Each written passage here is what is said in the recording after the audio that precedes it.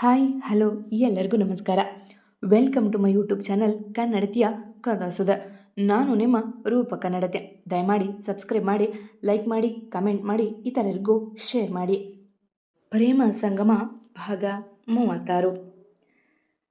ರಾತ್ರಿ ವಿಷ್ಣು ಕೊಟ್ಟ ಚಮಕ್ಕೆ ಮರು ಉತ್ತರ ನೀಡಲು ಕಾಯುತ್ತಿದ್ದಳು ಆರತಿ. ಬೆಳಗ್ಗೆ ಎದ್ದವಳೆ ಅವನಿಗೆ ಯಾವ ರೀತಿ ಬುದ್ಧಿ ಕಲಿಸಬೇಕು ಎಂದು ಕಾಯುತ್ತಿದ್ದವಳ ತಲೆಗೆ ಒಂದು ಐಡಿಯಾ ಬಂದಿದ್ದ. ಸ್ನಾನಕ್ಕೆ ಹೋದವಳು ಶರ್ಟ್ ಮುದುರು ಮಾಡಿ ಬೆಡ್ ಮೇಲೆ ಎಸೆದಳು. ಆರು, ಅರೇನ ಬಟ್ಟೆ ಕೊಡಮ್ಮ ಹಾಕ್ತೀನಿ ಎಂದು ಟವಲ್ ಸುತ್ತಿಕೊಂಡು ಕರೆದುಕೊಂಡು ಬಂದರು ಮಂಗಳ. ಅಮ್ಮ, ಅವನನ್ನು ನಾನು ರೆಡಿ ಮಾಡ್ತೀನಿ, ನೀವು ಟಿಫನ್ ರೆಡಿ ಮಾಡಿ, ಚಾಂಪ್ ಸ್ಕೂಲ್ಗೆ ಲೇಟ್ ಆಗುತ್ತೆ ಎಂದು ಮಗನನ್ನು ಕೈಗೆತ್ತಿಕೊಂಡ್ಳು.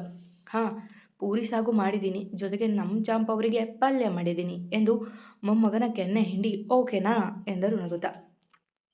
ಓಕೆ ಅಜ್ಜಿ, ನನಗೆ ಆಲೂ ಪಲ್ಯ ಫೇವ್ಲೆಟ್ ಎಂದು ನಗುತ್ತಾ ನುಡಿದು ಮಮ್ಮಿನ ತಬ್ಬಿ, ಮಮ್ಮಿ ಇವತ್ತು ಸ್ಕೂಲ್ ಬೇಡ ಎಂದ ಮುದ್ದಾಗಿ. ಪಾಪ, ವಾರಗಳ ನಂತರ ಮರಳಿ ಸ್ಕೂಲ್ ನೋಡಬೇಕು ಅಂದರೆ ಬೋರ್ ಅವನಿಗೆ. ಹೋಗಿ ಚಾಂಪ್, ಮತ್ತೆ ರಜೆ ಹಾಕಿದರೆ ನಾನು ಬಿಡ್ತೀನಿ. ನೆಕ್ಸ್ಟ್ ಮಂತ್ ನಿಮಗೆ ರಜೆ ಇದ್ದಾಗ ನಾವೆಲ್ಲ ಟ್ರಿಪ್ ಹೋಗೋಣ ಎಂದು ಹೇಳಿ ಅವನ ಬಟ್ಟೆ ತೆಗೆದುಕೊಂಡು ಐರನ್ ಮಾಡತೊಡಗಿದ್ಲು. ಹೇ ಎಂದು ಆರ್ಯ ಹೇಳುವಾಗ ನಕ್ಕು ಅಲ್ಲಿಂದ ಸರಿದರು ಮಂಗಳ. ಚಾಂಪ್, ಇವತ್ತು ಕಲರ್ ಬಟ್ಟೆ ಹಾಕಿಕೊಂಡು ಹೋಗಿ, ನಾಳೆಯಿಂದ ಯೂನಿಫಾರ್ಮ್ ಹಾಕುವಂತ್ರಿ ಎಂದು ಹೇಳುವಾಗ ಸ್ನಾನ ಮುಗಿಸಿ ಆಚೆ ಬಂದಿದ್ದ ವಿಷ್ಣು. ಅರ್ಧ ಗಂಟೆ ಸ್ನಾನ ಮಾಡಿದರೆ ಮುಗೀತು ಕತೆ ಎಂದು ಆರತಿ ಗುಣಿಗಿದಾಗ ಸಮಯ ನೋಡಿದ. ಆವಾಗಲೇ 8 ಗಂಟೆ. ಇನ್ನು ಮನೆಗೆ ಹೋಗಿ ಸ್ಕೂಲ್ಗೆ ಡ್ರಾಪ್ ಮಾಡಿ ಮತ್ತೆ ಆಫೀಸ್ಗೆ ಹೋಗಬೇಕು. ಬೇಗ ಬೇಗ ಪ್ಯಾಂಟ್ ಹಾಕಿಕೊಂಡವ ಶರ್ಟ್ ನೋಡಲು ಇಲ್ಲ ಅದು ಅಲ್ಲಿ. ಅಯ್ಯೋ, ಟೈಮ್ ಬೇರೆ ಆಗೋಯ್ತು, ಈ ಶರ್ಟ್ ಎಲ್ಲಿ ಎಂದು ಸುತ್ತ ಹುಡುಕುವಾಗ ಆಗಷ್ಟೇ ಐರನ್ ಮಾಡಿದ್ದ ಶರ್ಟ್ ಮುದ್ದೆ ಆಗಿತ್ತು. ಮಾಡಿದವಳು ವಾರೆಗುಣಟದಲ್ಲಿ ಅವನನ್ನೇ ನೋಡುತ್ತಾ ಇದ್ಲು. ಅಯ್ಯೋ, ಇದಕ್ಕೇನಾಯಿತು ಎಂದು ಐರನ್ ಮಾಡುತ್ತಿದ್ದ ಆರತಿಯ ನೋಡಿ, ಆರತಿ ಇದೊಂಚೂರು ಐರನ್ ಮಾಡಿಕೊಡು, ಟೈಮ್ ಆಗ್ತಿದೆ ಎಂದು ಕೇಳಲು ಮಗನ ಬಟ್ಟೆ ಐರನ್ ಮಾಡುತ್ತಿದ್ದವಳು, ಅಯ್ಯೋ ನಾನು ಆರ್ಯನ ಅಮ್ಮ ಅಷ್ಟೆ, ಅವನಿಗೆ ಸಂಬಂಧಪಟ್ಟ ಬಟ್ಟೆ ಆದರೆ ಕೊಡಿ, ಮಾಡ್ತೀನಿ ಎಂದು ಮೂತಿ ತಿರುವಿ ಆರ್ಯನಿಗೆ ಬಟ್ಟೆ ತೊಡಿಸಿದ್ಲು. ಗುಣಗುತ್ತಾ ಬಟ್ಟೆ ತೊಟ್ಟವ ಅಲ್ಲೇ ಇತ್ತಿದ್ದ ವಾಲೆಟ್ ನೋಡಲು ಅದು ಮಾಯ. ಅಯ್ಯೋ, ನನ್ನ ವಾಲೆಟಲ್ಲಿ ಆರತಿ ಎಂದು ಅವಳ ನೋಡಲು ಅವಳ ಡೈಲಾಗ್ ಒಂದೇ, ನನಗೇನು ಗೊತ್ತು, ನನ್ನ ಮಗನ ಬಗ್ಗೆ ಅಷ್ಟೇ ಗೊತ್ತಿರೋದು ಎಂದು ಮೂತಿ ತಿರುವಿದ್ಲು. ಮಗನ ತಲೆ ಬಚುತ್ತ, ಚಾಂಪ್, ನಾನು ಸ್ಕೂಟಿ ಹೊಡಿತೀನಿ, ನಿನ್ನ ಪಪ್ಪ ಇದೇ ಸುಕ್ಕಾಗಿರೋ ಶರ್ಟ್ ಹಾಕಿಕೊಂಡು ವಾಲೆಟ್ ಹುಡುಕುತ್ತಾ ಇರಲಿ, ನಾವು ತಾತನ ಸ್ಕೂಟಿಲಿ ಅಲ್ಲಿಗೆ ಹೋಗಿ ಬರೋಣ ಎಂದು ಮಗನ ಎತ್ತಿಕೊಂಡು, ಇದೆಲ್ಲ ಅವಳೇ ಕೆಲಸ ಎಂದು ತಿಳಿತು ಅವನಿಗೆ. ಚಾಂಪ್, ನೀವು ಹೋಗಿ ತಾತನ ಬಳಿ ಟಿಫನ್ ಮಾಡ್ತಾ ಇರಿ, ನಾನು ಮಮ್ಮಿ ರೆಡಿಯಾಗಿ ಬರ್ತೀವಿ ಎಂದು ಹೇಳಿದ ವಿಷ್ಣು ಆರತಿಯನ್ನೇ ಬಾರೆ ನೋಟದಲ್ಲಿ ನೋಡುತ್ತಾ. ಅವನ ನೋಟ ಅರ್ಥ ಆಗಿದ್ದೆ. ಓಕೆ ಪಪ್ಪ, ಬೇಗ ಬನ್ನಿ ಎಂದು ಹೇಳಿ ಆರ್ಯ ಬೆಡ್ಡಿಂದ ಕೆಳಗೆ ಜಿಗಿದಾಗ, ಚಾಂಪ್, ನೀವು ಬಿದ್ದು ಬಿಡ್ತೀರಾ, ನಾನೇ ಬರ್ತೀನಿ ರೀ, ನಾನು ರೆಡಿಯಾಗಿದ್ದೀನಿ ಆಲ್ರೆಡಿ ಎಂದು ಮಗನ ಎತ್ತಿಕೊಳ್ಳಲು ಹೋದಾಗ ಅವಳ ಕೈ ಹಿಡಿದು, ನನ್ನ ಮಗನಿಗೆ ಮೆಟ್ಟಿಲು ಹಿಡಿದು ಅಭ್ಯಾಸ ಇದೆ ಅಲ್ವಾ ಚಾಂಪ್ ಎಂದು ಕಣ್ಮುಟಿಕಿಸಿದ. ಅಪ್ಪನ ನೋಟ ಅರ್ಥ ಮಾಡಿಕೊಂಡು, ಮಮ್ಮಿ ನನಗೆ ಲನ್ ಮಾಡೋಕೆ ಬಲ್ಲುತ್ತೆ ಎಂದು ಅಮ್ಮನ ಕೈಗೆ ಸಿಗದಂತೆ ಓಡಿದ್ದ ಕಳ್ಳ ಈಗ ಕಾಡಿಸುವ ಸರದಿ ವಿಷ್ಣುವಿನದ್ದು. ಹೇಳಿ, ನನ್ನ ಮಗನ ಅಮ್ಮ, ನನ್ನ ಐರನ್ ಮಾಡಿದ್ದ ಶರ್ಟ್ ಹೇಗೆ ಬೆಡ್ ಮೇಲೆ ಹೋಯ್ತು ಎಂದ ಅವಳ ಕೈ ಹಿಡಿದುಕೊಂಡೆ. ನನಗೆ ಗೊತ್ತು ನಿಮ್ಮ ವಾಲೆಟ್ ಶರ್ಟ್ ಬಗ್ಗೆ, ನಾನು ನನ್ನ ಮಗನ ವಸ್ತುಗಳಷ್ಟೇ ನೋಡಿದ್ದು ಎಂದು ಕಣ್ಮುಟುಕಿಸಿದ್ಲು ಅವನಿಗೆ. ಹಾಂ ಸರಿ, ಆದರೆ ರೂಮಲ್ಲಿ ನಿನ್ನ ಬಿಟ್ಟರೆ ಯಾರೂ ಇರಲಿಲ್ಲ ಅಂದಮೇಲೆ ಯಾರು ಬಂದಿದ್ದು ನನ್ನ ಶರ್ಟ್ ಮುಟ್ಟೋದಕ್ಕೆ ಎಂದು ಕೇಳಿದ ಕಣ್ಣು ಸಂಕುಚಿಸಿ. ನಾನಲ್ಲ ಎಂದು ಏನೇನೋ ಹೇಳುವಾಗ ಮೆಲ್ಲಗೆ ಅವಳತ್ತ ಸರಿದು ನಡು ಬಳಸಿಡಿದ. ಅಷ್ಟೇ, ಹುಡುಗಿಯ ಮೀಟ್ರ್ ಆಫ್ ಆಗಿತ್ತು. ವಿಷ್ಣು, ಏನು ಮಾಡ್ತಿದ್ದೀರಾ ಎಂದು ಭಯದಿಂದ ಕೇಳಿದ್ಲು. ಮೈಯಲ್ಲಿನ ರೋಮಗಳೆಲ್ಲ ಎದ್ದು ನಿಂತಿವೆ.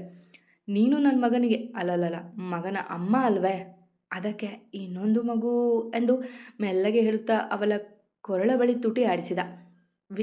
ವಿಶ್ ಎಂದು ತೊದಲತೊಡಗಿದ್ಲು ಹುಡುಗಿ. ಪದೇ ಪದೇ ಯಾಕೆ ಮಗನ ಅಮ್ಮ ಅಂತೀಯ, ಇನ್ನೊಂದು ಮಗು ಆಗಿಬಿಟ್ರೆ ಮಕ್ಕಳ ಅಮ್ಮ ಆಗಬಹುದು ಅಲ್ವಾ ಎಂದು ಮೆಲ್ಲಗೆ ತುಟಿಯತ್ತ ತುಟಿ ತೆಗೆದುಕೊಂಡು ಹೋಗಲು ಬೆಚ್ಚಿದವಳು, ಸಾರಿ ನಾನೇ ಶರ್ಟ್ ಮುದುರಿ ಹಾಕಿದ್ದು ಎಂದು ಕ್ಷಣ ಸಹ ನಿಲ್ಲದೆ ಕೆಳಗೆ ಓಡಿದಾಗ ತುಟಿ ಅಂಚಲ್ಲಿ ನಗುತ್ತಾ ನಡೆದ ವಿಷ್ಣು. ನನಗೆ ಚಮಕ್ ಕೊಡ್ತಾಳೆ ಸೊಣಕಳಿ ಎಂದು ನಗುತ್ತಾ ಕೆಳಗೆ ಬಂದ. ಅದಾಗಲೇ ನಡೆದ ವಿಷಯ ಹೇಳುತ್ತಾ ತಿಂಡಿ ಮುಗಿಸಿದ ಆರ್ಯ. ಆರು, ವಿಷ್ಣು, ನಿಮ್ಮಿಬ್ಬರಿಗೂ ಮೊದಲೇ ಹೇಳ್ತಾ ಇದ್ದೀನಿ, ವೀಕೆಂಡಲ್ಲಿ ನಾನು ಮಾತ್ರ ನನ್ನ ಮೊಮ್ಮಗನನ್ನು ಕರೆದುಕೊಂಡು ಬರೋನೆ. ಶನಿವಾರ ಮಧ್ಯಾಹ್ನ ನನ್ನ ಮೊಮ್ಮಗ ಇಲ್ಲಿ ಬರ್ತಾನಷ್ಟೆ ಎಂದು ತಾಕೀತು ಮಾಡಿದರು ಗಿರೀಶ್ ಅವರು. ಸರಿಯಪ್ಪ ಎಂದು ಆರತಿ ನಗುತ್ತಾ, ಅಲ್ಲ ಮೊಮ್ಮಗ ಇದ್ದರೆ ಸಾಕೇನೋ, ನಾನು ಬರೋದು ಬೇಡವಾ ಎಂದು ಮೂತಿ ಉದ್ದ ಮಾಡಿ ತಟ್ಟಿಗೆ ಮುಂದೆ ಕುಳಿತಾಗ ಅವಳ ರೀತಿಗೆ ಎಲ್ಲ ನಕ್ಕು ಬಿಟ್ರು. ಮಾವ, ಒಂದು ಕೆಲಸ ಮಾಡಿ, ನೀವೇ ನಮ್ಮ ಮನೆ ಬಂದು ಬಿಡಿ, 2 ದಿನ ಎಂಜಾಯ್ ಮಾಡ್ಬೋದು, ಹಾಗೆ ಎಲ್ಲಾದರೂ ಪಿಕ್ನಿಕ್ ಹೋಗ್ಬೋದು ಎಂದು ಹೇಳಿದಾಗ ತಲೆ ಆಡಿಸಿದ್ರು ಮಂಗಳ ಗಿರೀಶ್. ಆರತಿ ಮಾತ್ರ ಉಫ್ ಎನ್ನುತ್ತಿದ್ಲು. ಮಗಳೇ, ನಿನಗೆ ಪೂರಿ ಮುರಿಯೋದು ಕಷ್ಟ ಅಲ್ವಾ, ಎಲ್ಲಿ ತಿನ್ನಿಸ್ತೀನಿ ಎಂದು ಗಿರೀಶ್ ಅವರು ಪೂರಿ ಮುರಿದು ಬಾಯಿಗೆ ಇಟ್ಟಾಗ ಕೋಪ ಗಾಳಿಯಲ್ಲಿ ಹಾರಿ ಹೋಗಿತ್ತು. ಗುಡ್ ಗರ್ಲ್ ಎಂದು ನಕ್ಕು ಎಲ್ಲ ತಿನ್ನಿಸಿದ್ರು ಗಿರೀಶ್ ಅವರು. ಸರಿ ಮಾವ, ನಾಳೆ ಬೆಳಗ್ಗೆ ಕೋರ್ಟ್ ಟೈಮ್ಗೆ ಬಂದು ಬಿಡಿ ಎಂದು ಹೇಳಿ ಕಾರ್ ಏರಿದ ವಿಷ್ಣು. ಮನದಲ್ಲಿ ನೋವಿದ್ರೂ ಸುಮ್ಮನೆ ನಗುತ್ತಾ ತಾನು ಕುಳಿತಲು ಆರತಿ. ತಾತ ಬಾಯ್, ಶನಿವಾರ ಬನ್ನಿ ಆತ ಎಂದು ಹೇಳಿ ಟಾಟಾ ಮಾಡಿದ ಆರ್ಯ. ಬಾಯ್ ಮುದ್ದು ಎಂದು ತಾತ ಅಜ್ಜಿ ಇಬ್ಬರು ನಗು ಮುಖದೆ ಬಾಯ್ ಹೇಳಿ ಕಣ್ಣೊರೆಸಿಕೊಂಡಿದ್ರು. ಬೆಳಗ್ಗೆ ಮಗನನ್ನು ಸ್ಕೂಲ್ಗೆ ಬಿಟ್ಟು ತಾನು ಆಫೀಸ್ಗೆ ಹೋಗಿದ್ದ ವಿಷ್ಣು ಬರುವಾಗ ಮಗನನ್ನ ಜೊತೆಗೆ ಕರೆದುಕೊಂಡು ಬಂದಿದ್ದ. ಹೇ ಚಾಂಪ್, ಹೇಗಿತ್ತು ಸ್ಕೂಲ್ ಎಂದು ಓಡಿ ಹೋಗಿ ಅಪ್ಪಿದಳು ಆರತಿ ಮಗನನ್ನ. ತುಂಬ ಚೆನ್ನಾಗಿತ್ತು ಅಂತ ಹೇಳಲ್ಲ ನಾನು, ನೀವು ಮನೇಲಿ ಇತ್ತಿಲ್ಲ, ನಾನು ಅಲ್ಲಿ ಒಬ್ಬನೇ ಇರಬೇಕು ಎಂದು ಮೂತಿ ಉದ್ದ ಮಾಡಿ ಹೇಳಿದ್ದ ಮುದ್ದು ಆರ್ಯ. ಓ, ನಾನು ಸ್ಕೂಲ್ಗೆ ಬರಬೇಕು ಅಂದರೆ ನಾನು ಟೀಚರ್ ಆಗಬೇಕು, ಹೇಳು ನಿನಗೆ ಮ್ಯಾಥ್ಸ್ ಟೀಚರ್ ಆಗಿ ಬರಲಾ ಎಂದು ಕೇಳಿದಳು ಅವನ ಬ್ಯಾಗ್ ಹೆಗಲಿಗೆ ಹಾಕಿಕೊಂಡು. ಬಂದು ಬಿಡಿ, ನನಗೆ ಹ್ಯಾಪಿ ಎಂದು ಕುಣಿದು ಬಿಟ್ಟ ಅವ. ನಿನ್ನ ಅಪ್ಪನ್ನ ಕೇಳು, ಮಮ್ಮಿ ಸ್ಕೂಲಿಗೆ ಬರ್ತಾರಂತೆ ಅಂತ, ನನಗೂ ಮನೆಯಲ್ಲಿದ್ದು ಬೋರ್ ಆಗುತ್ತೆ, ಅಲ್ಲೇ ಆದರೆ ದಿನಪೂರ್ತಿ ನನ್ನ ಜೊತೆ ಇರ್ಬೋದು ಎಂದು ಆರತಿ ಹೇಳಿದಾಗ ನಕ್ಕ ಆರ್ಯ. ಅಪ್ಪ ಅಪ್ಪ ಎಂದು ಮೇಲೆ ನಡೆದ ಅಪ್ಪನ ಹಿಂದೆ ಓಡಿದ್ದ ಮಗ. ಹುಷಾರು ಕಂದ, ನಾನು ಬರ್ತೀನಿರು ಎಂದು ತಾನು ನಡೆದಳು ಆರತಿ. ಅವರ ನೋಡಿ ರಮೇಶ್, ಲೀಲಾ ಸಹ ಖುಷಿಯಾದರು. ಅಂತೂ ಮಗನ ಜೀವನ ಸರಿ ಆಗುತ್ತಿದೆ ಎಂದು ನಿಟ್ಟುಸಿರು ಬಿಟ್ಟರು ಅವರು. ಅಪ್ಪ ಅಪ್ಪ, ಅಮ್ಮ ಸ್ಕೂಲ್ಗೆ ಬರ್ತಾಳೆ ಅಂತೆ ಎಂದು ಅಪ್ಪನ ತಬ್ಬಿದ ಆರ್ಯ ಖುಷಿಯಿಂದ ಬಂದು. ಯಾಕಂತೆ, ಪಾತ್ರೆ ತೊಳೆಯೋಕಾ ಎಂದು ಬೇಕೆಂದೇ ತಮಾಷೆ ಮಾಡಿದ್ದಾವ. ಇಲ್ಲ ಮಮ್ಮಿ, ನನಗೆ ಮ್ಯಾಥ್ಸ್ ಟೀಚರ್ ಆತಾಳಂತೆ ಎಂದು ಹೇಳುವಾಗ ಬಂದ ಆರತಿ. ಹೌದು, ನಾನು ಹೋಗ್ತೀನಿ ಎಂದಳು ಆರ್ಯನ ಬಟ್ಟೆ ತೆಗೆಯುತ್ತಾ. ಯಾಕೆ? ಅವರು ಕೊಡುವ 10-20 ಸಾವಿರಕ್ಕೆ ಅಲ್ಲಿ ಹೋಗೋದೇನು ಬೇಡ, ಹೇಗಿದ್ರೂ ಕಂಪನಿ ವರ್ಕ್ ಅಭ್ಯಾಸ ಇದೆ ಅಲ್ವಾ, ಸೊ ನಮ್ಮ ಆಫೀಸ್ಗೆ ಬಾ ಎಂದ ವಿಷ್ಣು ಸಹ ಬಟ್ಟೆ ಬದಲಿಸುತ್ತಾ. ಮೊದಲು ನಾನು ಹೋಗ್ತೀನಿ ಅಂದಿದ್ದು ಹಣಕ್ಕಾಗಿ ಅಲ್ಲ, ನೆಕ್ಸ್ಟ್ ನಾನು ಆರ್ಯನಿಗೆ ಅಮ್ಮ ಅಲ್ವಾ, ಅವನ ಜೊತೆ ಇರಬೇಕು, ನಿಮ್ಮ ಜೊತೆ ಅಲ್ಲ. ಅಲ್ಲಿಗೆ ಹೋದರೆ ನೆಮ್ಮದಿ ಸಹ ಇರುತ್ತೆ, ಹಾಗೆ ನನ್ನ ಮಗ ನನ್ನ ಕಣ್ಣೆದುರು ಇರ್ತಾನೆ ಎಂದು ಮಗನಿಗೆ ಬಟ್ಟೆ ತೋರಿಸಿದ್ಲು. ಚಾಂಪ್, ಆಟ ಆಡಿಕೊ ಹೋಗಿ ಎಂದು ಹೇಳಿದ ಅವನ ನೋಡಿ. ಓಕೆ ಪಪ್ಪ ಎಂದು ಕೆಳಗೆ ಓಡಿದ ಅವನು ಶರ್ಟ್ ಬಟನ್ ಹಾಕುತ್ತಾ ಅವಳತ್ತ ಬಂದವ.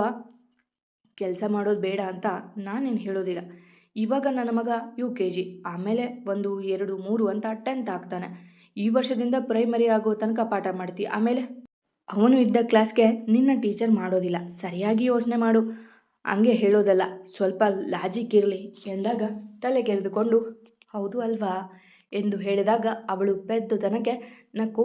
ಅದು ಆಮೇಲೆ ಯೋಚನೆ ಮಾಡೋಣ, ನಾಳೆ 11 ಗಂಟೆಗೆಲ್ಲ ನಮ್ಮ ಕೇಸ್ ಇದೆ, ಸೊ ಅತ್ತೆ ಮಾವನಿಗೆ ಹೇಳಿಬಿಡು ಎಂದು ಹೇಳಿದಾಗ ತಲೆ ಆಡಿಸಿದವಳು. ಪ್ರೇರಣಾನ ಸೇಫಾಗಿ ಕರೆದುಕೊಂಡು ಬರೋದಕ್ಕೆ ಪ್ರಜ್ಜುಗೆ ಹೇಳಿದ್ದೀನಿ, ಅವನು ಕರೆದುಕೊಂಡು ಬರ್ತಾನೆ ಎಂದು ಹೇಳಿದಳು ಅವನು ಕೇಳುವ ಮೊದಲೇ. ಹಾಂ, ಅವಳ ಬಗ್ಗೆ ಮರೆತೇ ಹೋಗಿತ್ತು, ಮತ್ತೆ ಅತ್ತೆ ಮಾವ ಇಬ್ಬರನ್ನು ಪಿಕಪ್ ಮಾಡ್ತೀನಿ ಅಂತ ಹೇಳು ಎಂದಾಗ ಖುಷಿಯಾದವಳು. ಬೇಡ, ಕೋರ್ಟ್ ಅವರಿಗೆ ಹತ್ತಿರ ಆಗುತ್ತೆ, ಸೊ ನಾವೇ ಹೋಗೋಣ, ಅವರು ಬರ್ತಾರೆ ಎಂದು ಹೇಳಿದಾಗ ಮತ್ತೇನೂ ಹೇಳದೆ ತಲೆ ಆಡಿಸಿದ. ಅವನ ತಲೆಯಲ್ಲಿ ಓಡುತ್ತಿದ್ದದೆ ಬೇರೆ, ಯಾರ ಮಧ್ಯೆಯೂ ಹೆಚ್ಚಾಗಿ ಮಾತಿಲ್ಲದೆ ಆ ದಿನ ಕಳೆದಿತ್ತು. ಮನೆ ದಿನದ ಚಿಂತೆ ಬೆಟ್ಟದೆಷ್ಟಿತ್ತು ಅವನಿಗೆ. ಊಟ ಮುಗಿದು ಮಲಗಿದ ಮೇಲೆಯೂ ಆರ್ಯ ಒಬ್ಬನೇ ಮೊದಲಿನಂತೆ ಮಾತನಾಡುತ್ತಿದ್ರೆ ಆರತಿ ಹ್ಞೂ ಅಂತಿದ್ಲು ಅಷ್ಟೆ. ನಂತರ ಸುಮ್ಮನೆ ಕಣ್ಮುಚ್ಚಿದ್ಲು. ಮಾರನೇ ದಿನ ಬೆಳಗ್ಗೆ ಆರ್ಯನನ್ನ ಸ್ಕೂಲ್ಗೆ ಬಿಟ್ಟು ಬಂದಿದ್ದ ವಿಷ್ಣು ನೇರವಾಗಿ ಮನೆಗೆ ಬಂದು ಆರತಿಯ ಕರೆದುಕೊಂಡು ಕೋರ್ಟ್ ಕಡೆ ಸಾಗಿದ್ದ. ಸರಿ, ಇಬ್ಬರ ಮಧ್ಯೆ ಮೌನವೇ ಸಾಗಿತ್ತು. ಆರತಿ, ಕೋರ್ಟಲ್ಲಿ ಬೇಕು ಅಂತ ಏನೇನೋ ಪ್ರಶ್ನೆ ಕೇಳ್ತಾರೆ, ಹುಷಾರು ಎಂದು ಹೇಳುತ್ತಾ ಕೋರ್ಟ್ ಆವರಣದಲ್ಲಿ ನಡೆದು ಬರುತ್ತಿದ್ದವ ತಾನೇ ಮೊದಲಾಗಿ ಮೌನ ಮುರಿದ. ಹಾಂ ಗೊತ್ತು, ನನಗೆ ಹೇಳ್ತೀನಿ ಬಿಡಿ ಎಂದು ಅವನ ಜೊತೆ ಬರುವಾಗ ಶ್ರೀ ಕರೆದುಕೊಂಡು ಪೊಲೀಸ್ ಸಹ ಬಂದರು. ಇವರನ್ನೇ ಕೆಕ್ಕರಿಸಿಕೊಂಡು ಮುಂದೆ ಬಂದ ಶ್ರೀ, ಇಷ್ಟು ಹೇಳಿದ ಮೇಲೂ ನನ್ನ ಮೇಲಿನ ಕೇಸ್ ವಾಪಸ್ ತೆಗೆದುಕೊಳ್ಳದೆ ನನ್ನ ಕೋರ್ಟ್ ಮೆಟ್ಟಿಲು ಹತ್ತಿಸ್ತಾ ಇದೆಯಲ್ಲ, ಅಬ್ಬಬ್ಬಾ ಅಂದರೆ 2-3 ವರ್ಷ ಶಿಕ್ಷೆ ಅಥವಾ 1 ಲಕ್ಷ ಹಣ ದಂಡ ಕಟ್ಟಿಬಿಡ್ತೀನಿ. ಆದರೆ ನೆನ್ಪಿಟ್ಕೋ, ನಾನು ಜೈಲಿನಿಂದ ಆಚೆ ಬಂದ ತಕ್ಷಣ ಮಾಡುವ ಮೊದಲ ಕೆಲಸ ನಿನ್ನ ಮೇಲೆ ಕೇಸ್ ಹಾಕೋದು ಎಂದು ಹೇಳಿದಾಗ ವಿಷ್ಣು ಉತ್ತರಿಸುವ ಮೊದಲೇ ಆರತಿ ಅವನ ಕೆಕ್ಕರಿಸಿ ನೋಡಿ. ನನ್ನ ಗಂಡನ ಮೇಲೆ ಕೇಸ್ ಹಾಕೋಕ್ಕೆ ಕಾರಣ ಬೇಕಲ್ಲ ನಿನಗೆ, ಇವನ ಜೊತೆ ಏನು ಮಾತು, ಬನ್ನಿ ವಿಷ್ಣು ಎಂದು ಮುಂದೆ ನಡೆದಾಗ. ಕಾರಣ ನಿಂಗೆ ಗೊತ್ತಲ್ಲ ವಿಷ್ಣು, ಸ್ವಲ್ಪ ದಿನ ಮಾತ್ರ ನನ್ನ ಮಗನ ಜೊತೆ ಆರಾಮಾಗಿರು, ಆಮೇಲೆ ಕೋರ್ಟ್ ಮೂಲಕ ನನ್ನ ಮಗ ನನ್ನ ಮನೆಗೆ ಬರ್ತಾನೆ ಎಂದು ಶ್ರೀ ಮುಂದೆ ನಡೆದಾಗ ಕುಸಿದು ಹೋದ ವಿಷ್ಣು. ನನ್ನ ಮಗ ಅವನು, ಯಾವ ಕಾರಣಕ್ಕೂ ಅವನನ್ನು ನಾನು ಬಿಟ್ಕೊಡೋದಿಲ್ಲ ಎಂದು ಜಾರದ ಕಂಪನಿ ಒರೆಸಿಕೊಂಡು ಕೋರ್ಟ್ ಅಲ್ಲ ದೇವರೇ ಬಂದರೂ ನನ್ನ ಮಗನಿಂದ ದೂರ ಮಾಡೋಕೆ ಆಗೋದೇ ಇಲ್ಲ ಎಂದು ಓಡಿದ ಮಗನ ಕಡೆಗೆ. ಎಲ್ಲಿಗೆ ಹೋಗಿದ್ರಿ ಇಷ್ಟೊತ್ತು ಬರೋದಕ್ಕೆ ಎಂದು ಆರು ಹೇಳುತ್ತಿದ್ದರು. ಅವಳ ಮಾತುಗಳು ಕೇಳಿಯೂ ಕೇಳದಂತೆ ಸುಮ್ಮನೆ ಕುಳಿತ ವಿಷ್ಣು. ಏನಾಯ್ತು ಇವರಿಗೆ ಎಂದು ಹೇಳುವಾಗಲೇ ಕೋರ್ಟ್ ಅಲ್ಲಿ ಇವರ ಕೇಸ್ ಕರೆದರು. ಅಷ್ಟರಲ್ಲೇ ಗಿರೀಶ್ ಮಂಗಳ ಸಹ ಬಂದು ಕುಳಿತರೆ ಪ್ರಜ್ವಲ್ ಸಹ ಆ ಹುಡುಗಿ ಪ್ರೇರಣಳನ್ನು ಕರೆದುಕೊಂಡು ಬಂದ. ಕೇಸ್ ವಿಚಾರಣೆ ಶುರುವಾಗಿತ್ತು. ಮತ್ತೆ ಸಿಗುವ. ಕತೆ ಇಷ್ಟ ಆಗಿದ್ರೆ ಕಮೆಂಟ್ ಹಾಕಿ, ಜಾಸ್ತಿ ಇಷ್ಟ ಆದರೆ ಸಬ್ಸ್ಕ್ರೈಬ್ ಆಗಿ. ಎಂದಿನಂತೆ ನಿಮ್ಮ ಪ್ರೀತಿ ಕಮೆಂಟ್ ಪ್ರೋತ್ಸಾಹದ ನಿರೀಕ್ಷೆಯಲ್ಲಿ ನಾನು ನಿಮ್ಮ ರೂಪ ಕನ್ನಡತಿ. ನಿಮ್ಮ ಪ್ರೋತ್ಸಾಹ ಹೀಗೆ ಇರಲಿ. ಪ್ರೋತ್ಸಾಹಿಸಿರೋ ಪ್ರತಿಯೊಬ್ಬರಿಗೂ ನನ್ನ ತುಂಬು ಹೃದಯದ ಧನ್ಯವಾದಗಳು.